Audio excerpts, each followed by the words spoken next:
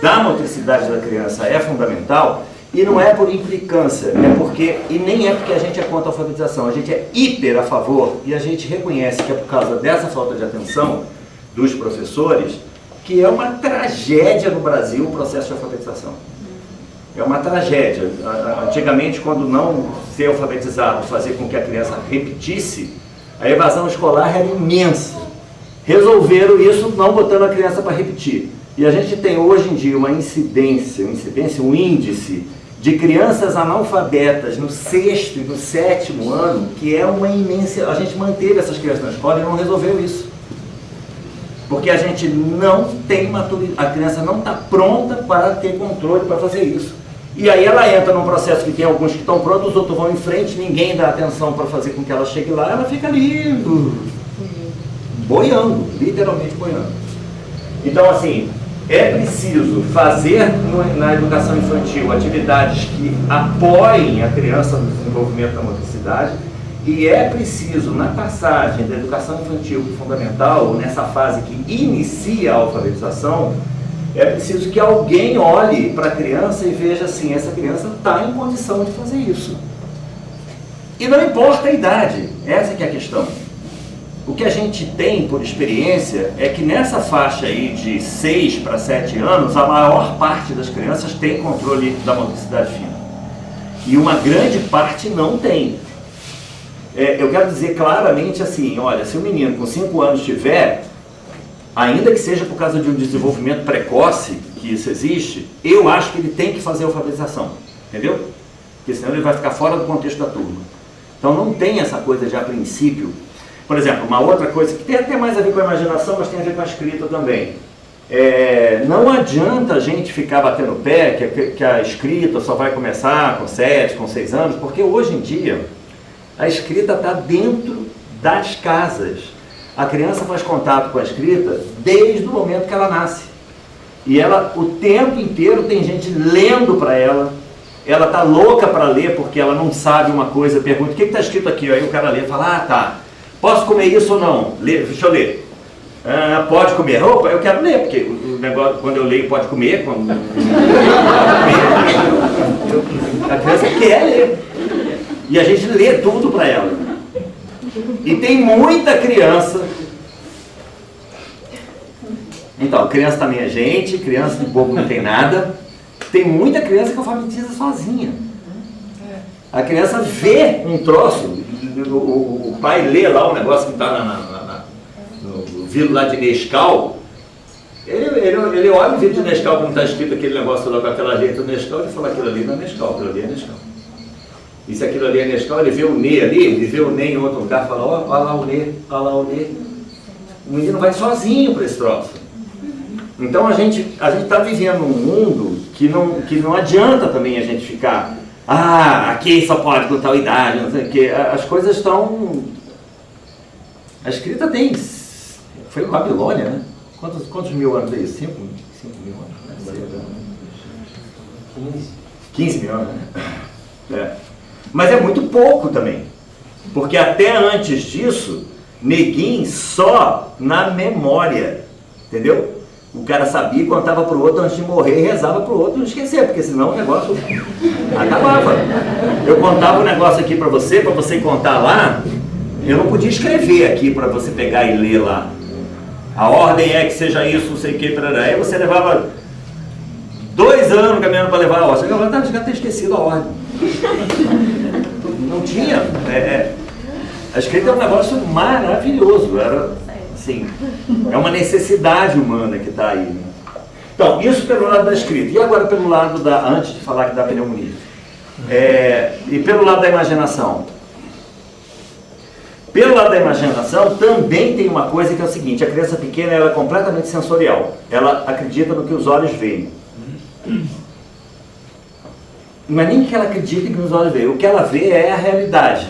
Ela não tem capacidade de abstrair, ela está muito ligada a tudo que está acontecendo e está interagindo com tudo que está acontecendo. Quando você explica uma coisa para uma criança pequena, em uma determinada idade, a gente diz assim, mas ela não tem condição de pensar isso. Por exemplo, a gente vê isso num conto de fada. Quando a criança está com 8 anos, você conta um conto de fada para ela, sem mostrar imagem nenhuma, sem fazer papagaiada nenhuma, você fica ali contando e a criança imagina tudo que você está falando. Aí é uma história complexa, com muitos personagens, com muitos atos, com muitas situações, e você conta, a criança fica ali ouvindo, e se você pudesse filmar, iniciática espiritualmente, você ia ver que dentro da criança ela está vendo uma menina, uma princesa, um lobo, um casebre, uma montanha, entendeu? Está tudo isso lá dentro dela, está produzindo o pensamento enquanto ela está ouvindo. Se você pegar um menino com 4 aninhos e contar um conto para ele, ele vai levantar e vai embora. Ele não consegue ficar imaginando aquilo tudo. Se você quiser que ele imagine, a gente trabalha no jardim de infância, né? Vamos dizer, currículo, Waldorf. Se eu quiser que ele faça contato com a história, eu vou fazer um marionete. Aí ele olhando, ele fica vendo a história. Então ele é sensorial, ele precisa ver, entendeu? Ele ainda não consegue imaginar. Isso é uma coisa que tem que ter muito cuidado, porque a criança muito pequena, ela não tem capacidade de imaginação muito grande. A criança muito pequena, ela é 100% sensorial. Ela vê as coisas e é aquilo ali que dá conta da realidade para ela. Com o tempo que ela começa a ganhar uma atividade pensante, vamos dizer assim, uma capacidade de imaginação. E quando ela começa a ganhar essa atividade de imaginação, ela começa a entrar num mundo que agora não é só o mundo de fora que ela está vendo. Ela passa a ter um mundo dentro dela que é um mundo que pertence a ela. Esse negócio do pensamento, bom, eu acho que aqui que tem que ter cuidado de como é que a gente coloca a coisa. O pensamento é natural do ser humano. O ser humano pensa por natureza. Só que na fase inicial da vida, ele observa mais do que pensa. Nessa fase aí de chegar 4, 5, 6, começa a bombar muito a atividade do pensamento. Então, antes que você tinha uma criança que já era consciente, já raciocinava, que estava completamente entregue ao que estava vivenciando fora, agora ela começa a ter um mundo interno de representação. Ela não está só mais olhando o que está acontecendo fora. Ela lá dentro está formulando ideias, pensamentos, imagens, e que pode inclusive ser mais interessante do que o mundo de fora, né? Então, isso é que é o grande barato de você abrir um livro e de repente a sua vida muda no momento que você está lendo o livro, você faz uma grande viagem no momento que você está lendo o livro e de repente a sua vida é uma maravilha enquanto você está lendo o livro. Por quê? Porque dentro de você, você constrói um mundo que é um mundo maravilhoso, que para você está sendo uma curtição. Você fecha o livro tal e pum, você sai aqui e não tem mais aquele mundo. Dá para entender? O pensamento ele tem a ver com esse processo de criar um mundo que se contrapõe ao mundo que tá fora. A escrita, de alguma forma, só serve para isso, né? Que se a gente tivesse a melhor memória do mundo, a escrita serve para a gente, vocês estão escrevendo, né? Quem está escrevendo. Isso serve para que você leia isso amanhã. Então, assim, você vai esquecer. Se eu falasse e você não esquecesse, você não precisava escrever. Você está escrevendo porque existe amanhã. A escrita te coloca, te tira daqui, te tira do sensorial. Ela te joga no tempo, no futuro. E ela ainda serve para uma outra coisa que não é só amanhã. Serve para que uma pessoa que não está aqui tenha acesso ao que foi dito aqui. Você pode pegar isso aí que foi escrito e dar para uma outra pessoa. Entendeu? De qualquer forma ela te tira daqui. Enquanto a gente não escreve, a gente está aqui. Na hora que a gente escreve, a gente tem alguma coisa que leva a gente ou para outro tempo ou para outro lugar. A escrita, ela serve para isso. Ela serve, né? Ela tem a ver com pensamento. Ela é a expressão do pensamento. Mais do que isso, ela é a academia de ginástica do pensamento. Porque vocês poderiam dizer, mas a fala também é expressão do pensamento. Eu estou pensando e eu estou falando. Quem já teve que escrever um texto, quem escreveu uma monografia, quem escreveu uma tese, quem escreveu um livro, sabe que você pensa uma coisa e na hora que você vai escrever, o seu pensamento elabora, cresce, evolui. Você malha o pensamento quando você escreve. O pensamento era simples enquanto você falava. Na hora que você escreve, ele ganha potência, ele ganha força. Então a escrita é uma possibilidade que a gente tem de malhar o pensamento, de fortalecer o pensamento, de engrandecer o pensamento. E uma criança muito pequena, ela não vive ainda no mundo de pensamento, de representação. Ela vive só no sensorial. Como é que a gente pode testar isso numa criança? Porque a gente precisava avaliar duas coisas numa criança para ver se ela está pronta para alfabetizar. A motricidade, que foi o que eu já falei, e agora a capacidade de imaginação. A capacidade de imaginação, o básico é a memória. Para você aprender a escrever, você vai precisar de ter memória. Todos esses processos aqui são processos que você faz, treina, depois você tem que lembrar. Para fazer de novo, depois tem que... Gente, eu estou falando isso aqui, uma alfabetização é infinitamente maior do que decodificar sons, tem um monte de coisa que vai até mesmo no sentido de decodificar ideias e tudo, eu não vou entrar nisso aqui hoje não. Mas de qualquer forma, você precisa de memória para aprender a ler. Então, você conta um conto de fada para uma criança e pergunta para a criança depois, o que aconteceu? Quando a criança é capaz de representar o que aconteceu, ela tem capacidade de pensamento. Não tem nada do conto de fada aqui fora. Eu contei ontem e amanhã, continuo não tendo nem o lobo, nem o castelo, não tem nada aqui. Eu pergunto para ela vai botar para fora. O lobo, o castelo, então aquilo está dentro dela, entendeu? Ela tem capacidade de imaginação, ela pensa. Então faz sentido escrever. Ou faz sentido ler, né? Que é o que tem o processo da imaginação. E eu posso também, existem outras formas, mas eu posso também ver no desenho. O desenho infantil vai mostrar para mim se a criança tem capacidade de imaginação. É um pouco literal, mas além do desenho me mostrar o traço, que é a motricidade, ele me mostra as imagens. Por exemplo, eu posso ter uma imagem do ser humano assim, ó. Isso é uma imagem, tá? E eu posso ter uma imagem muito mais elaborada. Com perna embaixo e tal. Então, eu vou falar assim, se eu for acompanhando o desenho da criança, eu vou começar a dizer assim, essa imagem aqui está pouco elaborada, essa imagem aqui está mais elaborada. Na verdade, o desenho, ele é uma passagem da linguagem imagética para a linguagem representativa. A criança está escrevendo em imagens e depois ela está pronta para escrever em símbolos, né? Quando a criança faz isso, ela está comunicando sensorialmente, ela está fazendo as coisas para serem vistas. Quando ela começa a fazer letra, ela passa da imagem para o símbolo. Uma letra é um símbolo. E isso assina para a gente que a criança agora é capaz de pensar, é capaz de simbolizar, e não apenas capaz de ver e mostrar. Ela sai do âmbito do sensorial e entra do âmbito do imaginário. Eu vou dar um exemplo que não tem muito a ver com coisa da alfabetização, mas que eu acho que é um exemplo que fica bem claro isso. Por exemplo, você pode pegar um conto de fada, que a criança nunca viu o conto de fada, nunca viu um filme do conto de fada. Um conto de fada que a criança não conhece. Aí você conta o conto de fada para a criança sem mostrar a imagem nem nada. Vamos supor que você conte 20 vezes. Aí na primeira demão a criança imaginou rapidinho, passou por outra imagem e tal. Aí você volta amanhã, aí ela começa a imaginar que aquele pássaro que apareceu no conto, antes era um pássaro, agora ela vê que é um pássaro branco. E aí você conta de novo, ela vai elaborar o tamanho do pássaro, de repente a fogo, cada vez que você conta, ela vai elaborando mais a imagem, tá? E aí, em um determinado momento, quando você já contou a história algumas vezes, a criança conhece a história, se você chegar para a criança e desenhar um pássaro que não é o pássaro que ela imagina, ela vai falar, não é esse pássaro. E aí tem uma experiência interessante, é o seguinte, que se você contar isso para a turma inteira, contou e vai todo mundo brincar e contou, se você pedir para que depois as crianças desenhem os pássaros, ou se você mesmo fizer um pássaro, falar, de quem é esse pássaro aqui? Eu mesmo falo, não, o meu não é assim.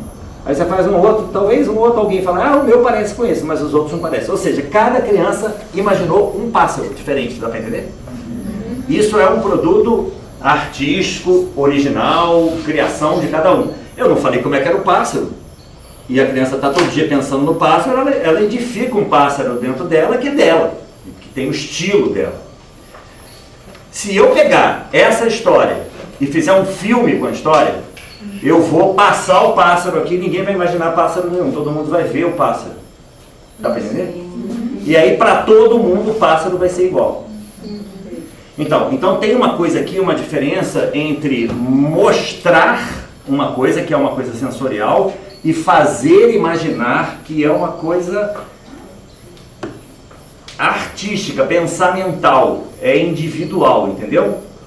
E a criança, ela tá, a alfabetização, ela está exatamente nessa passagem entre uma fase da vida que a criança vê, é sensorial, e precisa que as coisas sejam mostradas, porque ela não tem capacidade de imaginação ainda, e nasce uma coisa dentro dela que faz com que ela agora tenha a capacidade de imaginação e ela possa conceber um mundo interior próprio dela que não tem nada que a ver, ou tem pouca coisa que a ver com o mundo dos outros. Ela passa a ter um mundo só para ela.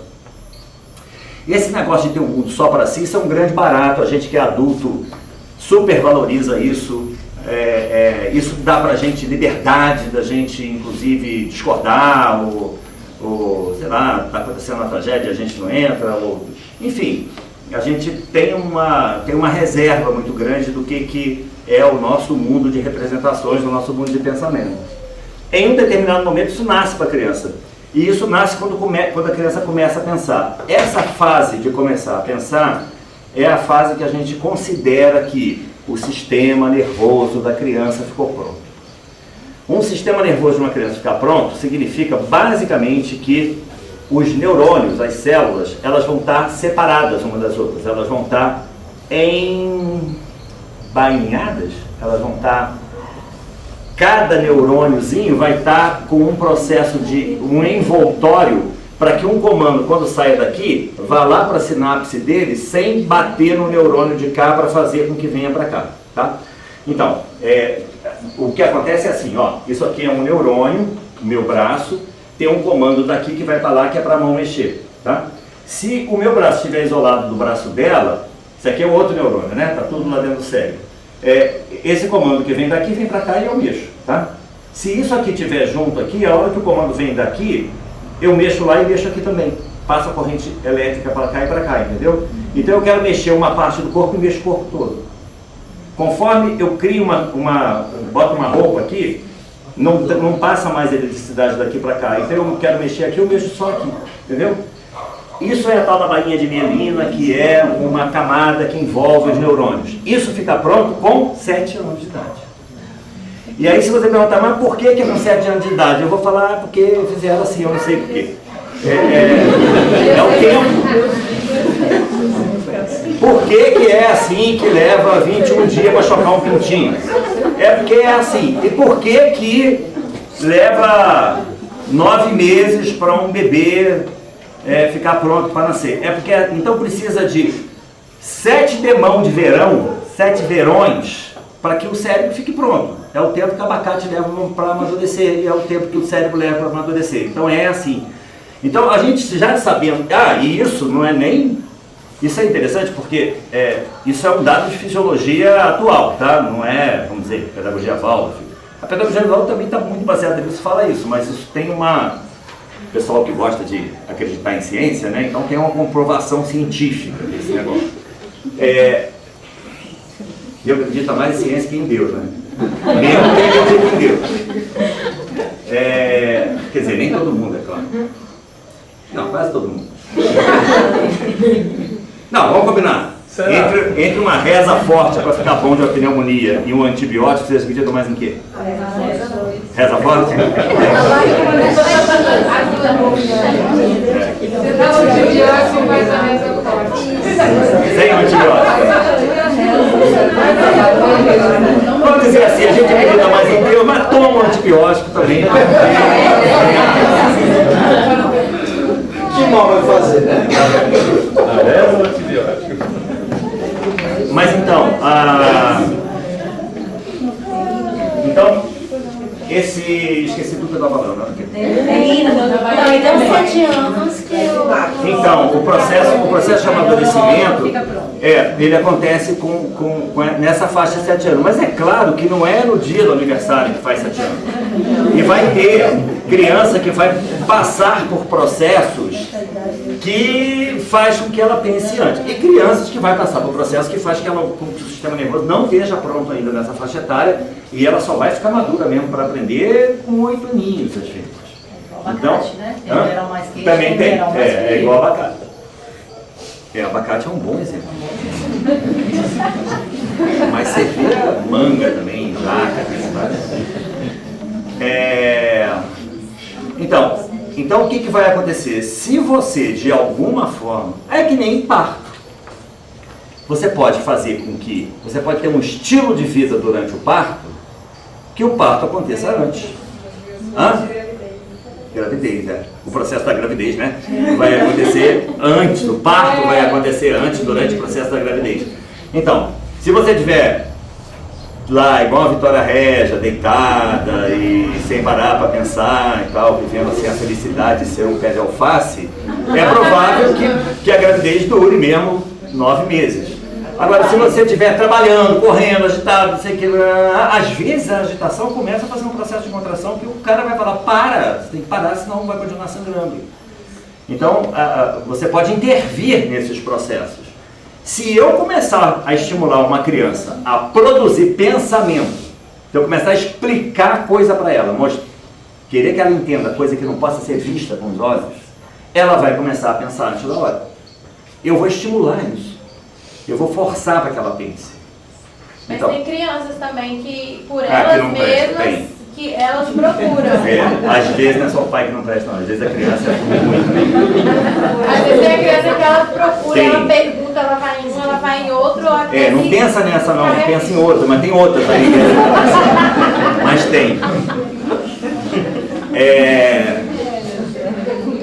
Conta a lenda que o cavaco não voa longe do pau. Você entendeu? Vou falar de outra forma. Conta a lenda que pé de goiaba não dá maçã. Entendeu? Entendi.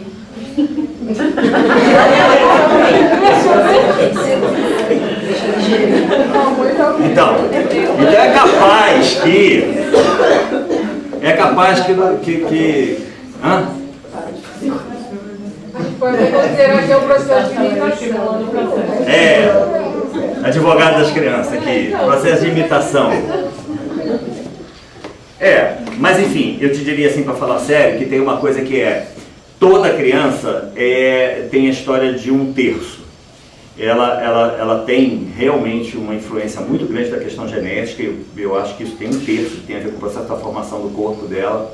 O processo de percepção e reação, que a gente em antroposofia chama de processos anímicos, tem muito a ver com o ambiente onde ela está, o quanto que o ambiente se torna interessante e excitável e como que o ambiente reage com as reações da criança. E isso tem a ver com educação, não só de escola, mas do ambiente da casa, a cidade onde vive, o país onde mora, tem a ver com a piscina onde a criança cai, tá? O ambiente todo.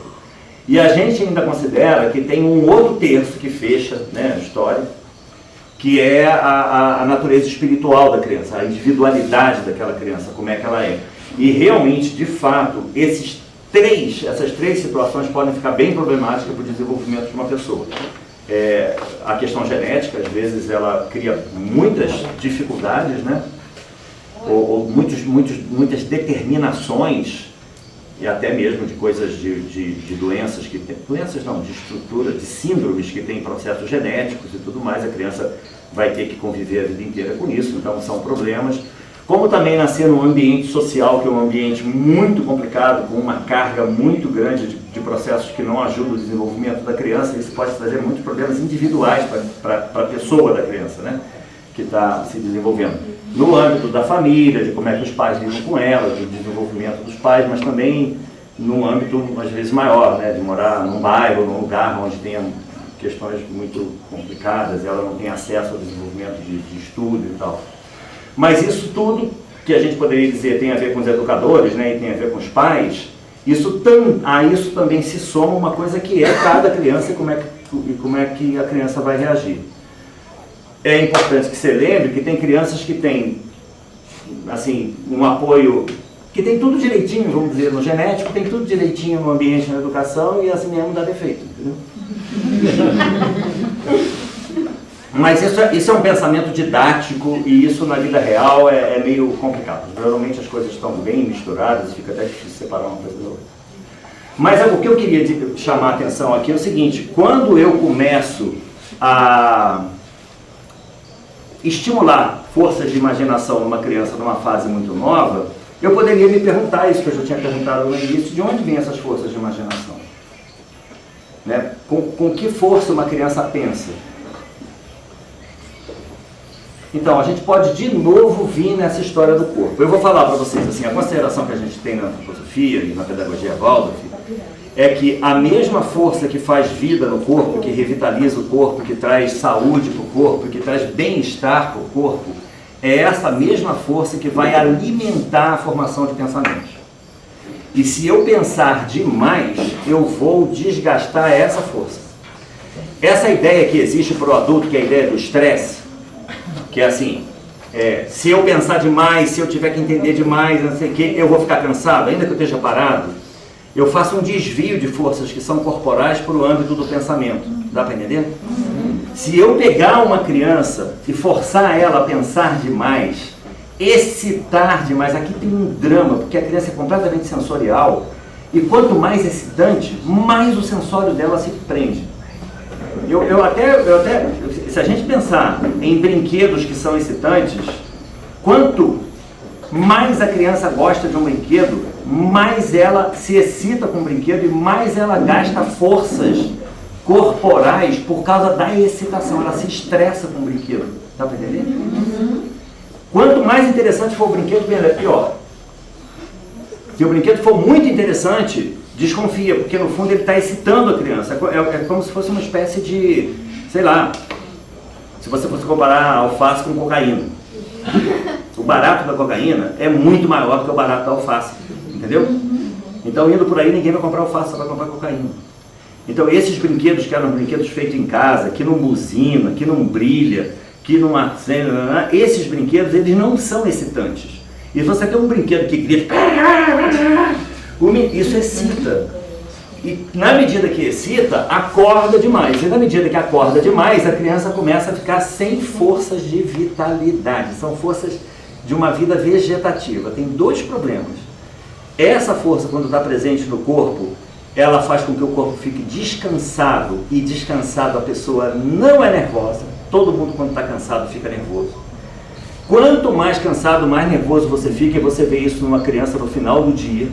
Quando a criança está cansada demais, ela não, mesmo que ela não seja nervosa, ela fica nervosa.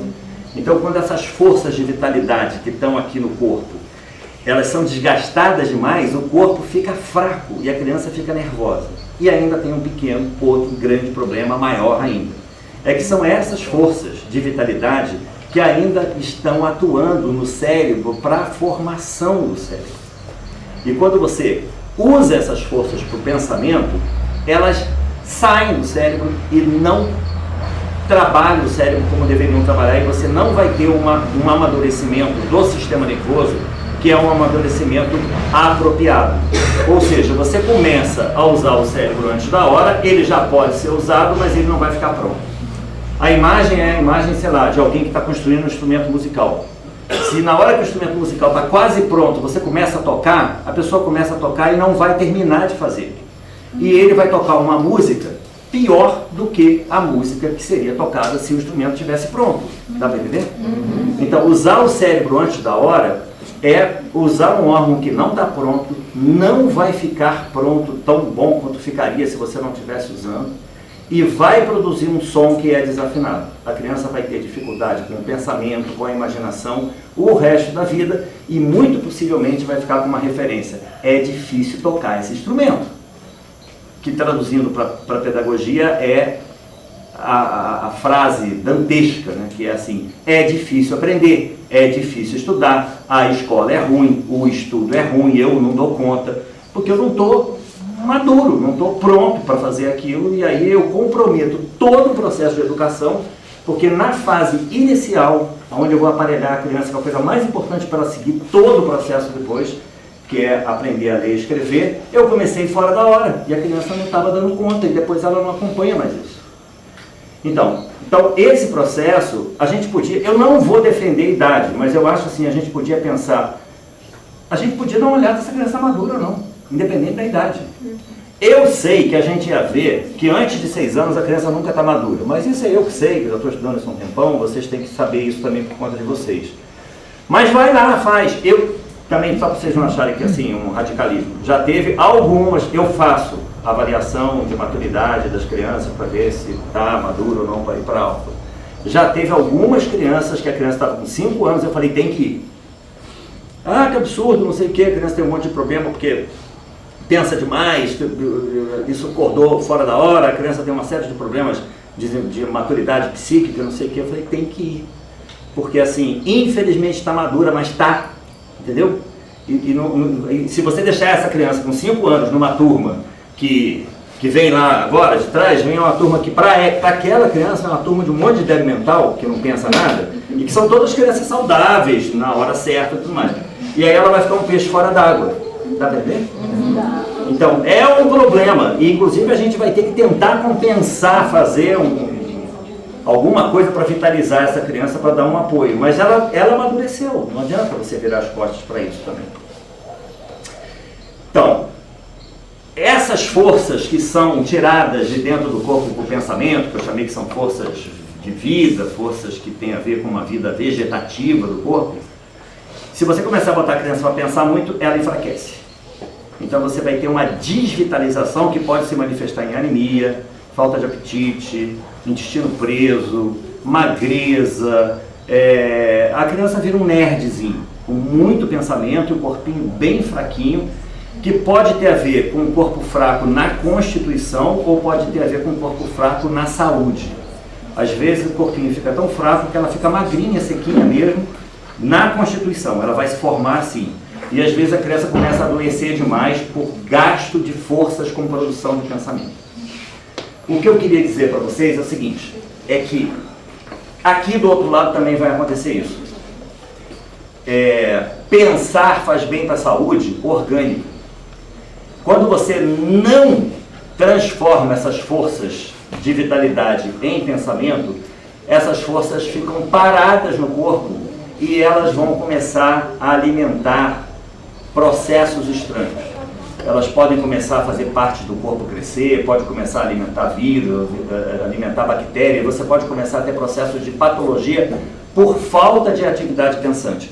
A questão não é escrever e ler. A questão é que escrever e ler aumenta a atividade pensante.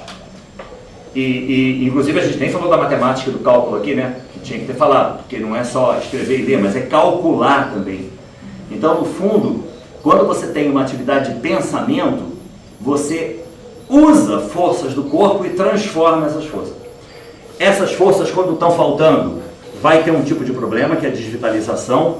E quando estão sobrando, vai ter um outro tipo de processo de patologia, que são processos de excesso de vida dentro do corpo. Mais ou menos assim. Aqui, quando falta, tende a levar a um processo de ressecamento, endurecimento. A gente chama de tendências à esclerose, a emagrecimento, a doenças que deixam a criança fria, seca, sem apetite. É uma coisa que leva todo para o lado do menos, né? Do negativo. E aqui, quando a pessoa não pensa, ela tem forças borbulhantes aqui dentro que vão se caracterizar com processos positivos, no sentido de excesso. Então vai tender mais a processos de inflamação, a processos de excesso de vitalidade, que às vezes, por exemplo, o consumo de álcool muitas vezes tem a ver com isso. Quase todo mundo que usa álcool são pessoas que seriam geniais se estudassem, se produzissem, e muitas vezes são. Mas só que assim, tem tanta atividade de processo de produção e de vida, que elas precisam usar alguma coisa que mate aquilo, para que elas consigam ficar em paz consigo mesmas. Então toda vez que a gente poderia pensar assim, esse excesso de força podia ser transformado em ideia, em pensamento, em criatividade.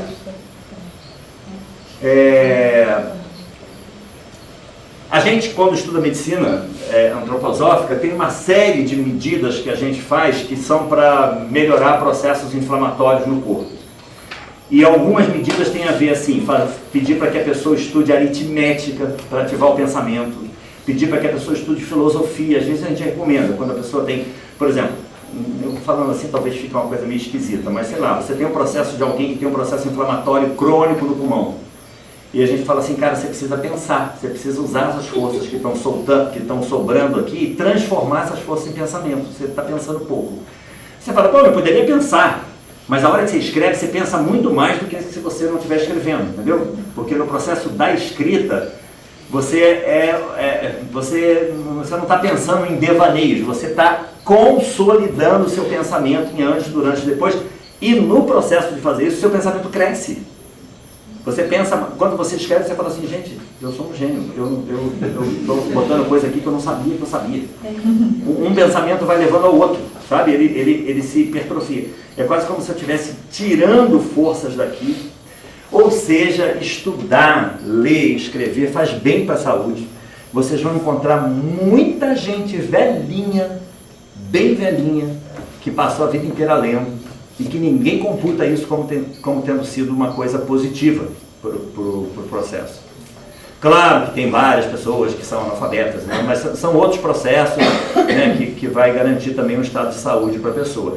Mas a atividade de pensamento, a atividade de transformar forças internas em forças de imaginação e também a atividade motora de ter controle do corpo, isso tudo tem a ver com o processo de saúde, desde controle de tremores até, enfim, isso a gente escreve e lê com o corpo inteiro e não é só com a cabeça. E o corpo inteiro passa por esse processo de se elaborar através da elaboração da escrita. Então, assim, volto a dizer, assim, para a gente ficar bem em cima do tema e para encerrar, que não é uma questão de uma idade específica, mas é uma questão da gente ver o momento que a criança está madura para fazer isso. Porque se ela fizer um pouco antes, vai desgastar o corpo, e se a gente não fizer, vai sobrecarregar o corpo. Então o corpo é ativo nesse processo de alfabetização e ele tem um momento certo para fazer, para que a educação nas suas fases seguintes aconteça de uma forma saudável em uma criança saudável.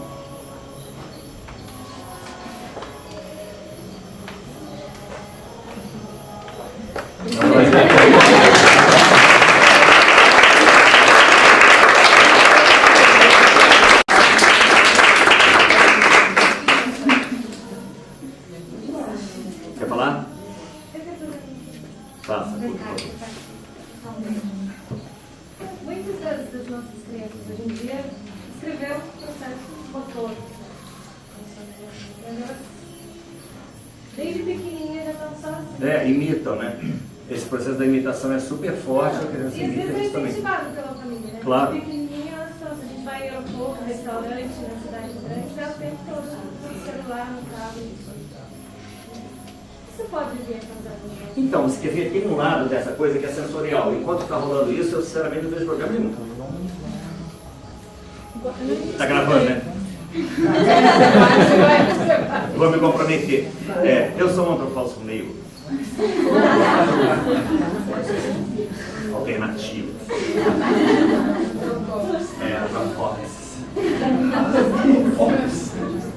Não, mas eu sou danado. Os caras tradicionais vão conversar comigo, os caras sobem. Sou danado.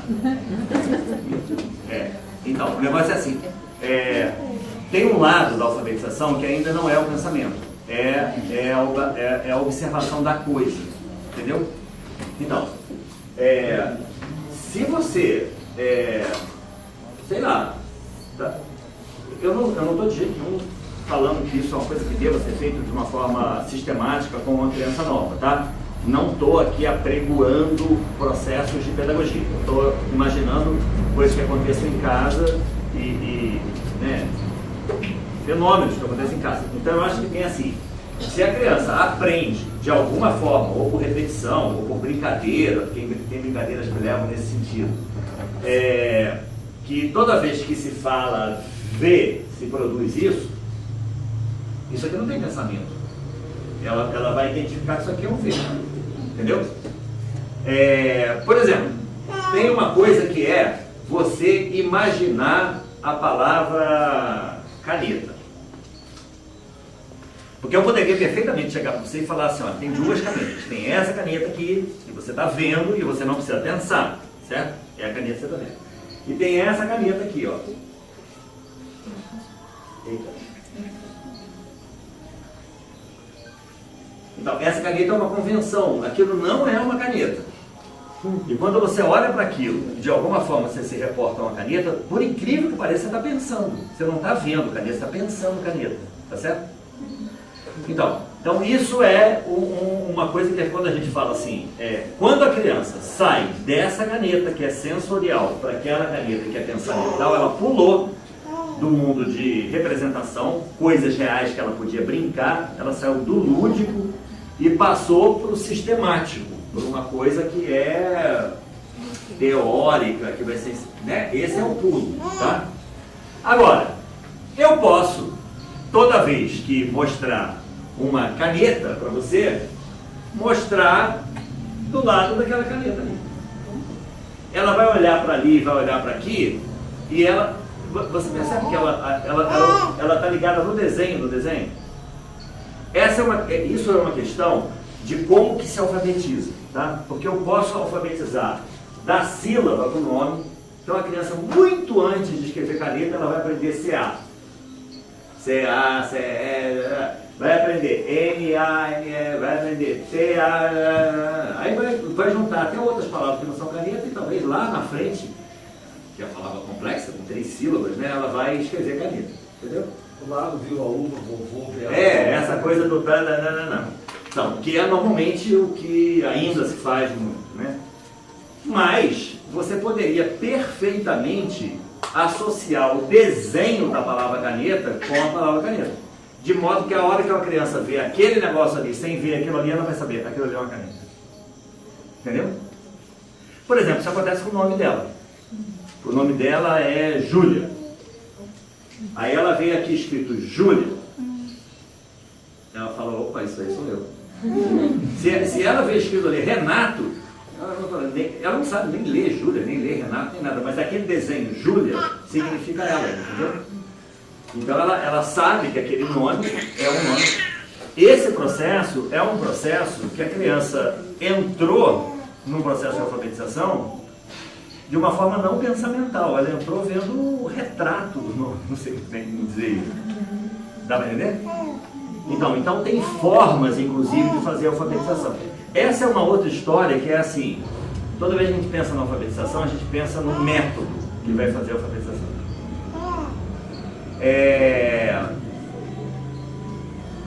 Eu acho que você poderia usar, eu não sei, a questão não é poderia usar muitos métodos, mas você poderia fazer de muitas formas diferentes. O que a gente busca fazer na pedagogia Waldorf é uma passagem de um fenômeno que seja possível de ser desenhado para uma letra, tá? Então, por exemplo, eu vou contar uma história que eu vou fazer uma torre. Isso aqui é o desenho de uma torre. Aí eu vou aos poucos começar a transformar esse desenho de torre em torre. Entendeu? Então eu vou sair, porque conta a lenda que as letras, elas não começaram de forma aleatória, elas começam, aqueles hieróglifos, elas começam com os desenhos das figuras, e aos poucos elas vão ganhando uma conformação que não tem mais o desenho, mas elas nascem do concreto. Então seria interessante que a criança passasse por um processo onde ela venha do concreto até chegar ao abstrato, como se fosse em etapas, né? E na Waldorf a gente busca fazer isso, né? Para que ela não tenha uma ruptura muito grande entre o que é visível e o que é imaginável, pensado, entre o mundo das coisas e o mundo dos símbolos, né? As palavras são simbólicas, né? Elas são símbolos. Então tem um processo. Agora, isso que você está falando é assim, vai ter de tudo. Tem criança que chega no jardim de infância alfabetizada. E aí a gente vai ter que dar uma olhada como é que toda vez que você pega uma força e coloca no lugar, infelizmente você tira de um lugar para botar no outro. Não existe super criança superdotada, ela está superdotada em um aspecto e normalmente falta lá em outro. O que é muito comum é que você tenha uma criança muito inteligente com maturidade anímica muito pouco desenvolvida. Enfim, ela é esperta demais, mas o social dela é bem complexo. Tem que ser assim, é uma tragédia, uma praga que seja assim, você está rogando uma praga, toda criança que né? Não é. Você vai ter que ver criança por criança. Agora, a questão que tem é que não tem milagre. Se você hipertrofia de um lugar, você tira do outro, entendeu? Você não tem uma planta que ela tem a fruta grande, a raiz grande e a folha grande. Ou é uma coisa ou é outra. Você põe a força. É igual gente, você não tem uma pessoa que é bom em tudo. Ou o cara desenvolve pensamento, ou desenvolve a força física, ou desenvolve uma coisa, ou desenvolve outra. E se especializa naquilo. Você não tem um super, né? Eu vou até te dizer, se esse menino alfabetizou com 3 anos de idade e ele tem maturidade anímica, o intestino dele está funcionando bem, ele não está anêmico, não tem asma, dorme bem a noite inteira, acabou, não tem problema nenhum. Só que não é assim que a banda toca. E tem muita criança que tem muito problema de saúde que ninguém nem linka com isso ter a ver com uma inteligência super desenvolvida, só que tem, entendeu? Ela pega todas as forças e coloca tudo lá e as pessoas não fazem a conexão, entendeu? Eu acho que tem a ver também com o processo dos eletrônicos, assim, sabe, também, assim, o lance do tablet, sabe, você está falando do processo do momento sensorial. Se você quer receber uma galinha, é uma coisa. Agora, se ela vê galinha pintadinha antes de dormir e não sabe que é uma galinha de verdade, é outra. Então, deixa eu te falar. Eu juro por Deus que eu fiz de tudo para não entrar nesse assunto aqui. E de propósito. Todos os meus exemplos não tocaram nisso, não foi porque eu esqueci ou porque eu acho que isso não existe. Esse é o problema maior que tem na história, porque você lembra do L? Lembra? Da complexidade que era fazer um L? Isso aqui é um L. Ou E que seja. Isso aqui, agora, para escrever isso, e para escrever isso aqui, e para escrever isso aqui, o movimento agora é o mesmo. Você não, o prejuízo do desenvolvimento motor com o uso de tecla é alguma coisa que a gente nem dimensionou ainda. E vai dimensionar, não vai demorar muito, e não é gente... eu fico falando assim porque às vezes passa essa ideia de, sei lá, de seita, ligado? Com pedagogia válida, né? Não é neguinho, porque é tanta ideia nova, é tanta coisa que aí fica parecendo um negócio esquisito. Não é, até porque o que a gente fala com relação ao desenvolvimento dessas tecnologias é uma coisa um pouco baseada no bom senso, né? Porque isso tudo muito novo, a gente está meio perdido aí nessa avaliação disso tudo. Mas tem muita gente trabalhando nisso em neurociência, muita gente, uma quantidade de meninos que estão viciados nisso a ponto de cometer suicídio, pensando, a baleia azul é nada, é o veículo, entendeu? Se não fosse isso era outra coisa, o cara tá, é a falta de contato com a realidade que te leva a querer fugir do mundo da realidade e se matar. Que pode ser com livro também, pode virar uma Até poderia, só que tem um pequeno problema que foi aquilo que eu tinha falado, quanto mais interessante, pior. A tela, ela é excitante, ela produz imagens, movimentos. A tela produz um mundo muito mais interessante do que o nosso. Olha só, quer ver? Faz essa foto que isso aqui não é uma de televisão. E eu estou aqui, e o cara está filmando. Ele está me filmando aqui e ao vivo, a cores, ele me projeta aqui. Dá para entender? Eu não emito luz. E eu aqui, eu emito luz. Eu sou opaco. E eu aqui irradio luz. A luz sai de dentro do meu corpo aqui. Aqui ela não sai, ela bate. Se apagar a luz, você só vai ver esse cara e não vai me ver. Então, esse cara é muito mais interessante do que eu. Ele é mais excitante. Ele é iluminado. Não está dando para a gente competir com as telas, entendeu? Não está dando. É um avante da interatividade, porque... agora te suga, te puxa. Não, nem cega, quando eu percebo que eu consigo fazer uma... Vamos lá, vamos dizer assim, o que acontece, antes de mais nada, é a gente lembrar que, para a criança, a televisão, o tablet, o smartphone, é um brinquedo. Ela brinca de ver televisão, ela brinca de ir ao cinema, ela brinca de... E é um brinquedo, aquilo para ela é uma atividade lúdica. A gente só tem que pensar que tipo de brincadeira é essa, onde ela não interage com a realidade, entendeu? Ou mais ainda isso que você falou, porque foi o tempo que ela só não interagia. Agora, a realidade aqui suga ela. Porque dependendo do que ela fizer, aquilo vai ter um resultado, ela vai ser valorizada ou não por aquilo. Então ela não está mais só olhando, ela está lá dentro. Participante da coisa. É. E, essa E questão outra semiótica coisa, também, esse negócio, a gente da pedagogia Waldorf não precisa se ocupar com isso para falar mal disso. Não precisa. Acho até que fica até estigmatizando. Ninguém está abrindo o olho disso, viu? E não é porque as pessoas se sensibilizaram, não é. É porque está dando muito problema. Muito problema. E outra coisa que tem, que até um dia atrás, né? Ninguém falava, que tudo que eu não quero que um filho meu se vicia em droga, álcool e jogo. Não era assim? Tem gente que nova que nem lembra disso, mas tem uma galera mais assim na minha idade que lembra que tinha gente viciada em jogo, lembra? Que o cara arruinava a vida. O jogo agora está dentro de casa, com cara de lúdico, de brincadeira. E está estourando, arrebentando as pessoas exatamente como fazia antes. E associado a outras drogas também. Você não pense que é só isso.